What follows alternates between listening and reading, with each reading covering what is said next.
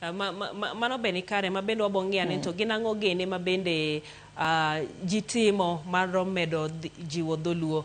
Nitiere wach achiel nikech isewacho ni nitiere kaka ji kike gi Kiswahili, kike gi dhongere, ikiko dhok mopogore. Mani ng'eni kendo koro kelo kaka ji odak sane. Kata kaka kuom ranyisi anyawacho ni unyabedo nudak Kisumu kanyero, iyudo ni jirandi en ja Kisii, machielo kata Mukamba, machielo wacho mana Kiswahili kende.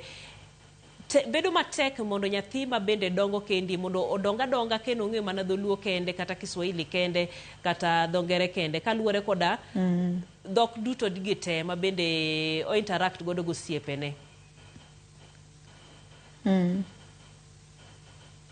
Ben gima kamano intermarriage kata interaction machalo koda mago eko bende hinyo dhowa kata dho mama. Aparo ni kuonde ma wadake, ing'e chon cha, Kenya chon cha, ne wadake e mier ni. To tinde sani, kaka wan joma no grow up Nyalenda, wan joma no dongo Nyalenda.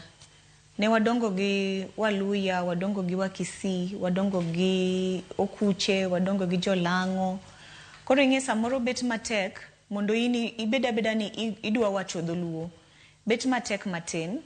Nkech at the end of the day, ibo bedo ka inconvenience ng'at moro mok winj dholuo. To dibher mondi wach dholuo. Lakini mane pod ji dongo bende, ni realize ni kinde machon ni goyo waga ka wawacho dholuo. Lakini sani bende wase realize ni nyithiwa kata nyithi nyiminewa, nyithi jok moko makoro waneno.